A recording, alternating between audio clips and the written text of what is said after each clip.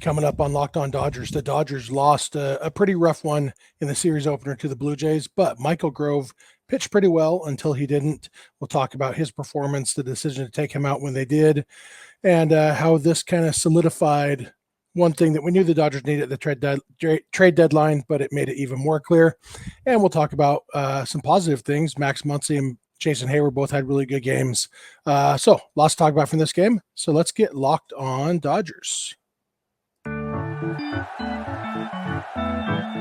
You are Locked On Dodgers, your daily Los Angeles Dodgers podcast. Part of the Locked On Podcast Network, your team every day.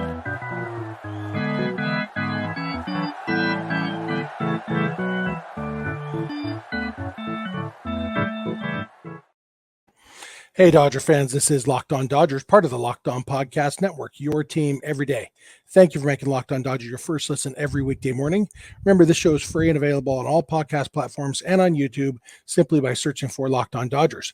Or even better, go and subscribe wherever you're watching or listening right now. Then you can be an everydayer just like we are. If this is your first time with us, I am Jeff Snider.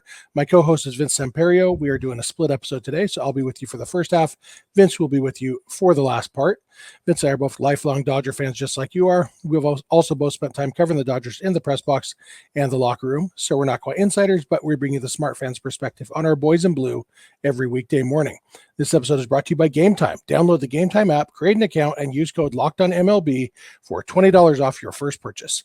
Last minute tickets, lowest price guaranteed. And as I said at the beginning, the Dodgers lost the series opener to the Blue Jays.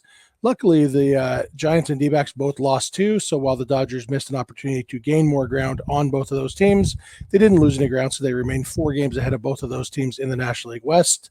But this game, I don't know if I'd say the Dodgers should have won, but they definitely had chances that they could have won the game. And Michael Grove pitched really, really well for a lot of his time in the game. Unfortunately, his time was pretty short. He didn't even make it through 5 innings. Came out with 2 outs in the 5th inning, and he had just allowed 2 runs, back-to-back RBI hits to tie the game at 2. And he'd gotten a lot of swing and miss before that. Let's see. I meant to look at this. So he had a total of 15 swings and misses, swinging strikes, and that's awesome. A lot of it was all of it was the slider and the cutter. And, the fastball, obviously, most pitchers, their fastball isn't a swing and miss pitch. So let's see, 1, 2, 3, 4, 5 cutters and 10 sliders on these swings and misses, which is very, very good. 15 swings and misses, especially in 4 2/3 innings. Out of 68 pitches he threw, 15 swings and misses. Very, very good. And it's hard to tell if he ran out of gas. Like I said, he only threw 68 pitches. Dave Roberts did come get him, and there was some consternation about that on social media that I saw. I didn't follow the game closely on Twitter because I was at the game, and I probably check Twitter more than I should when I'm at a baseball game, but not as much as I do when I'm watching at home on TV. And so, but I did see a couple people talking about how Dave Roberts should have left Grove in. The problem is Brandon Belt was coming up, and Brandon Belt, in a way, they were lucky that it was 2-0 going into that inning, because Belt hit a double off the wall that was pretty close to being a home run his first time up, and then he had a fly out to the wall that was almost a 2-run homer his second time up. So Belt very easily could have been 2 for 2 with 2 homers and 3 RBIs instead of being 1 for 2 and the Blue Jays not having scored before that inning. And so it definitely would have been pressing their luck to have Grove face Belt a third time, especially because, if the goal was just to get him through 5 innings, the fact is Caleb Ferguson came in, he got Brandon Belt out, and then he pitched the entire 6th inning. And so realistically, it didn't really change the bullpen usage much unless there's an argument to be made that with the bullpen in the shape they're in, that Robert should have let Grove throw 95 pitches. Let him get through 6 or even 7 innings, even if he gave up some runs. Of course, at the time, the game was kind of on the line. The Blue Jays had runners on. I think there was a runner on third, and Brandon Belt coming up, who, like I said, had hit the ball really well against Grove twice. And so the game was kind of in the balance right there. And the fact is, the plan worked. Roberts went to the bullpen, and the bullpen only allowed 1 run in 4 1/3 innings. So they got through 9 innings, only allowing 3 runs total. With this Dodgers offense, most of the time, that's going to be enough to win. This time it wasn't. This time the Dodgers needed an 8th inning home run from Max Muncy to tie the game at 3, to send it to extra innings. And but they had chances to get more runs in, and they just didn't. And those games will happen sometimes, but I don't think it's unreasonable for Dave Roberts to manage a game expecting his team to score at least 4 runs, because this team most days is going to score at least 4 runs. And so not to say it's the right call to pull Grove, and I definitely understand the argument towards I don't think there's an argument to say he should have let him finish the 5th and then pull him, because that's, if he's only going 1 more batter anyway, let the pitcher who has a much better chance of getting that batter out pitch to that batter. But if the argument is he should have gone 6 or 7 innings because of the state of the bullpen, I'm open to that argument. I do think I definitely understand where Roberts was coming from, that he saw a chance to win the game, and the way he approached it, most of the time it's going to work. It kind of reminds me of the 2017 World Series Game 2, when he pulled Rich Hill early, not 2018 when he pulled Rich Hill early, different situation. And for me, I thought that was a great call back then. A lot of people disagree with me. But the fact is, having Rich Hill, that he had the top of the Astros lineup who mashed lefties coming up for the 3rd time. And the fact is, Roberts got the game to Brandon Morrow and Kenley Jansen with a 2-run lead to get three innings of a 2-run lead. 99% of the time in 2017, those 2 guys were going to get that done. It didn't happen. It didn't work out. And, the rest is history. But this kind of reminded me of that a little bit. But there's also been plenty of games where it has worked. And we remember the failures. We don't remember the successes as much. But so that's my thoughts on the decision to remove Grove. As for Grove, I feel like this was a good example of what I was talking about a few weeks ago, about how the only way to learn how to pitch in the big leagues is to pitch in the big leagues. And that's not a luxury the Dodgers always have with their young pitchers, of letting them fail and succeed at the big league level.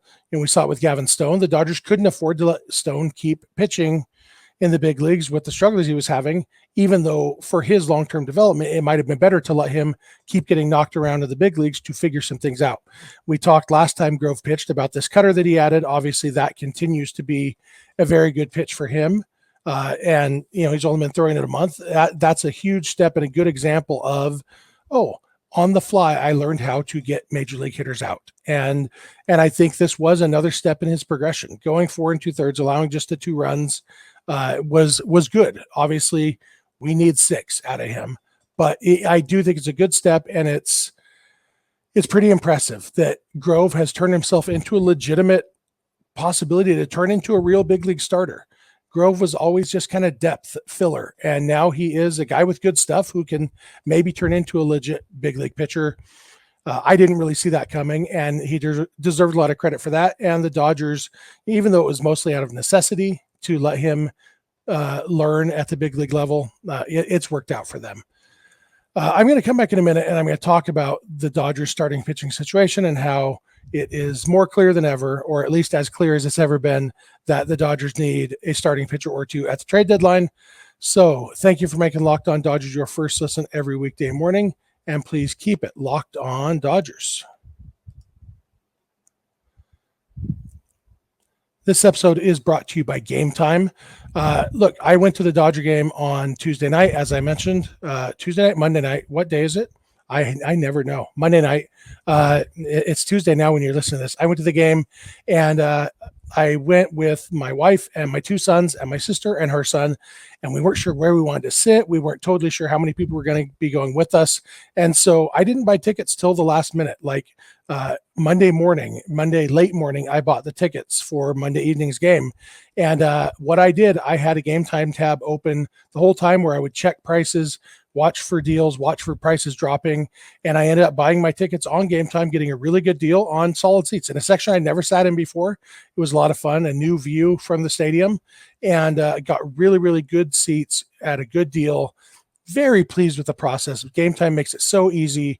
And, that's a real world example. They got all sorts of talking points I could read you, but I just told you a real world example of how I use Game Time. You could do the same thing, whether it's a Dodger game, a concert, a comedy show, some other sport. If you want to go to one of those, Game Time gets you tickets to everything. And the Game Time guarantee means you don't need to be checking all the different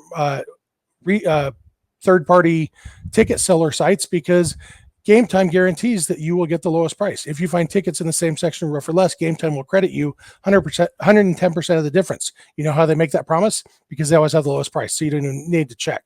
Just go to Game Time. Snag the tickets without the stress with Game Time. Download the Game Time app, create an account, and use code LOCKEDONMLB for $20 off your first purchase. Terms apply. Again, create an account and redeem code LOCKEDONMLB for $20 off. Download Game Time today. Last minute tickets, lowest price, guaranteed. All right, I am back. I want to thank you again for making Locked On Dodgers your first listen every weekday morning. Also want to remind you that you can catch every Dodger game, the Hometown Dodgers radio broadcast on SiriusXM or the SXM app, simply by searching for Dodgers in the SXM app. You can also listen to this podcast in the SXM app by searching for Locked On Dodgers. Jumping back into the show, I also want to remind you, if you're watching this on YouTube, we'd love to hear from you in the YouTube comments section. We want to thank you if you're an everydayer. We love our everydayers. And if you're not an everydayer, join the club. It's pretty easy. All you got to do is watch or listen every day. And the trade deadline's coming up. We're about a week away now from the trade deadline, which means pretty much every episode and between now and then, we're going to be talking about potential trades. And, there's names always popping up.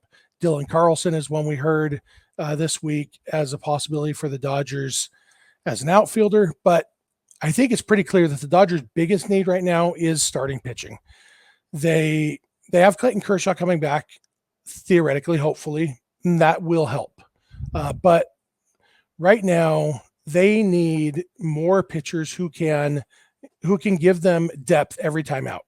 And that might mean if they do acquire somebody, then go to a 6-man rotation, or it might mean piggybacking, Bobby Miller and Emmett Sheehan or something. But they're going to need to get somebody who they can count on for 6 innings, because the bullpen has been, as we talked about, they've been much, much better over the last month plus. They were great in this game. Bruce Dark-Gratterall struck out 3 batters in his inning. Unfortunately, also gave up a home run to give the Blue Jays the lead. But that was the only run they allowed until Phil Bickford allowed 3 runs in the 11th inning. By my count, I think only one of them was earned, but Bickford didn't pitch well. But Bickford is the weakest link in that bullpen. And the fact is, the reason Bickford was in the game is because they had a couple guys who weren't available, because they've been overworked, because the starting pitchers aren't going deep in the games. In a way, it's remarkable that the bullpen has been as good as they have over the last month plus, because they have been worked really hard. The starting pitching has been bad. In this game, the starting pitching wasn't bad. It just wasn't deep enough. But a lot of the games, it's been bad. And I don't know who the answer is, because we don't really know who's going to be available for sure. But, could Lucas Giolito be the answer? He definitely could be. He can throw the innings. Obviously, he's not the ace that he looked like he was going to become at times. Doesn't mean he couldn't turn into that with the Dodgers. Dylan Cease could become available. Jack Flaherty is the name that comes up. All sorts of options. But the thing we know for sure is that the Dodgers need someone. Maybe even 2 someones, probably just one, if Kershaw is going to be healthy, but there's so many questions like Julio was really bad his last time out. Was that an actual setback or just a bad game? We'll maybe know more in the next couple days. Kershaw, is he going to stay healthy? Gonsolin, is he going to stay healthy? Is he going to be effective? There's plenty of question marks that I don't think it would be a terrible idea for them to get 2 starting pitchers, but they definitely need 1 at least. And then, probably a reliever. In a perfect world, Phil Bickford's probably not in this bullpen. He's not going to be a factor in the postseason unless something changes drastically with him. He's just not reliable enough for that. The thing he brings to the table is he can pitch all the time. He's got a rubber arm apparently, so they can bring him in. But sometimes that means bringing him in the 11th inning of a tie game, That's not an ideal situation. I'm sure they would much rather have, David Bednar. Word came out that the Pirates are interested in or open to trading David Bednar and maybe Mitch Keller too, a starting pitcher. Could be a fit there. That would cost a lot. But one of the things we're going to talk about this week, I think the Dodgers have a lot of minor league depth to the point that they need to trade some of it. And we've talked about that before, but we haven't gotten into specifics. I'm going to put together a list this week of exactly who's going to be eligible for the Rule 5 draft soon. So they'll need to add them to the 40-man roster and just kind of give an example or like a concrete layout so you can see that depth issue that they're running into of having too many minor leaguers, too many good minor leaguers. And even if they didn't have big needs at the major league level, they need to make trades in the next week just to clear up some of that logjam in the minors. Throw in the fact that they do have major needs. And I think assuming any team sell, the Dodgers are going to be big buyers. That's going to do it for me. Vince is going to come. He's going to talk about Max Muncy and Jason Heyward both hitting well, kind of, the offensive side of this thing. The Dodgers had some chances and wasn't a bad offensive game. They just didn't quite get all the big hits that they needed to, uncharacteristically. But, Max Muncy is getting hot after we talked about him last week. He has homered in 4 of his last 5 games. A lot to talk about there with Muncy and Heyward. So Vince will get to that. Thank you guys. I always enjoy talking Dodgers with you. Thanks for being an everydayer. And Vince will be along in a minute.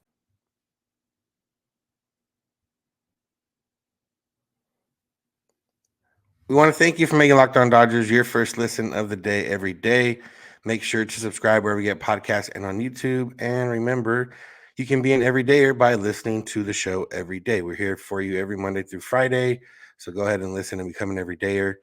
If you want to listen to the Dodger game because you can't watch, you can do so with SiriusXM or the SXM app.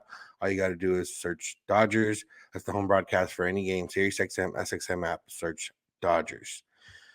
Yo, Dodger fans. Vince here to close out the episode and here to talk a little bit about Max Muncy, Jason Heyward. Now, we've talked about Muncy already yesterday, but again, he came up, had 2 hits, had 2 RBI, had a big-time home run with a big-time bat drop, bat toss. It was a combination bat drop, bat toss.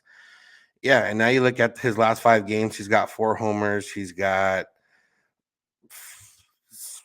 11 RBIs, and he's got 8 hits. 8 hits, 4 homers, 11 RBIs, last 5 games. All coinciding with when we said that Max Muncy wasn't very good or wasn't playing very well, had not played very well for a while, and maybe they should consider moving him down in the lineup. But he's definitely found his way back, and hopefully this is more than just a hot streak, although we appreciate the hot streak, but hopefully it's, him finding some consistency the rest of the way, even if it's not a 4 homer and 5 game type of consistency. I'd rather have, a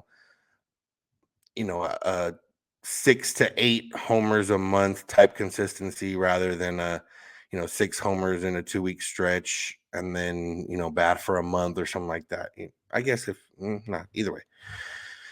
So good for Muncy. We talked about him. We'll move on to Heyward. Jason Heyward also had a home run last night. And Jason Heyward is having a solid season for the Dodgers. He's up to 10 home runs now.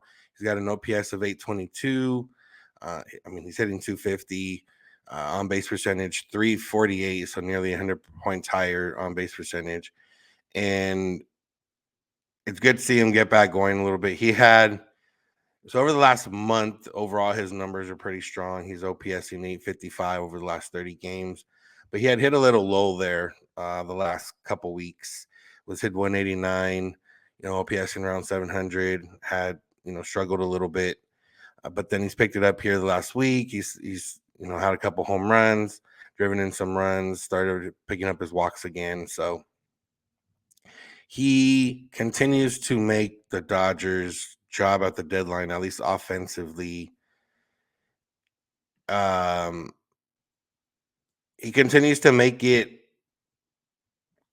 that the Dodgers don't need, left-handed bat. There's a big name left-handed bat-wise, and Cody Bellinger, who could be available for trade. But the Dodgers don't have that need. And while it would be fun to see Cody Bellinger back in Dodger uniform being a good hitter again, the Dodgers don't really have that need between Peralta and Heyward and now Outman kind of figuring things out. They don't need another left-handed bat in, especially when Bellinger, he's not going to come in and hit lefties all of a sudden. What they need is the right-handed bat. So, at the very least, what Heyward and Peralta and now Outman are doing are letting Mookie Betts Mookie Betts is essentially an infielder at this point, unless there's a lefty on the mound, and that might only last another week or so, because if the Dodgers do pick up a big bat that can play outfield, that can hit against left-handed pitching, it's possible that he plays the outfield and Mookie Betts stays in the infield, depending what they do with Chris Taylor. There's different ways of moving them around if that becomes the case. So, shout out to Jason Heyward. He continues to, thrive with the Dodgers and have one of his best seasons in a long time, at least in terms of, OPS and hitting. His rookie year, he had 849 OPS. He had an 814 OPS in 2012. And then in 2020, in that short season, he had an 848 OPS. So those are only 3 other times he's OPS higher than he has so far this season. And, big part of that is the slugging. He has the home runs. He hasn't had double-digit home runs since 2019. And he's only had 2 double-digit home run seasons since 2016. So he hasn't necessarily done this before. Now, obviously, the Dodgers are putting him in situations for him to thrive, which is mostly against right-handed pitching. But that's what the Dodgers have done. That's how they extended, Andre Ethier's career here. That's how they've done it with a bunch of guys and maximize, how they do. And the good part for the Dodgers, at least, is that you face a lot more right-handed pitchers and left-handed pitchers, so Jason Heyward's in the lineup a lot more often. So it's a good on that end in order for the Dodgers to kind of keep how they're going, especially offensively. Now, obviously, overall offensively, last night was not the most fun. They had a chance to win it there in later innings. They had their top of the order come up in the bottom of the 9th, and they didn't do anything. They had the middle of the order come up with runner on second in the 10th inning, weren't able to do anything. And then by the time they got to 11th, they were chasing 3, and they weren't able to do anything there, obviously. But overall, it's one of those games that the Dodgers got up early, or they put up one. They put up some runs early, and then they weren't. Or in the first 4 innings, they put up 2 runs. They weren't able to continue more. They let Berrios kind of settle in. I had him on the ropes there in that first inning, but unfortunately, it didn't quite work out for them because Mookie had a double, Freddie had a single, but then Will Smith pops out. Muncy drives in the run, so they got 2 on, and then Peralta hits into double play. So they let Berrios off the hook a little bit. And then after that, they didn't really have too much of a threat. They scored in that 4th inning when Heyward homered, and then nothing again until Muncy. So, the offense is going to have off nights like this. The fact of the matter is that the pitching kept them in the game, unfortunately, up until that 11th inning. But again, the Dodgers offense with Muncy and the rest of the middle of the order up in that 10th inning, that's where the game should have been won. You got Muncy, you got Heyward, you got Chris Taylor. Muncy strikes out swinging. That was a tough one. I see the people asking for bunt still. I don't think you want to see Max Muncy try to bunt. I honestly don't. Are you going to be more frustrated that Max Muncy struck out or that Max Muncy failed to get the bunt down and either the runner got thrown out at third or the runner doesn't even advance? I don't know, but it's not as easy. It's people think it's call bunt, the bunt works. That's not anywhere near. I don't think the success rate is anywhere near where I would be comfortable calling these bunts all the time in extra innings. Now, obviously, Muncy, he's up there to at least move the runner over. But again, these guys are built to play one way, and it's not just as easy as, let me roll over to the right side and move the runner over, or, let me drop a bunt down, or, let me do it. It's not that easy. Especially Muncy, who's been hot recently. the Dodgers' hottest hitter the last 5 days, him and Freeman. And yeah, I don't know. I just don't. You guys, or not you guys, but some people trust bunts a lot more than I do, because I've seen the Dodgers try to bunt. Doesn't always work out. I've seen other teams try to bunt. Doesn't always work out. And the fact of the matter is, people don't bunt anymore. They still do a couple bunt practices in batting practice. And I know they probably work on bunts in spring training, but nobody's up there trying to bunt 95 plus with a lot of movement. And it's just not going to happen. So. But regardless, it's one of those days Dodgers couldn't get it done. They had a lot of chances with runners in scoring position. They couldn't get that hit that kind of pushed them forward either earlier in the game or later in the game. And it's a tough go of it. So, but they move on. They still got 2 more here with the Blue Jays. They'll try to win this series the reverse way they've won the last 2 series, which is win the first 2, lose the last one. Maybe they lose the first one, win the last 2.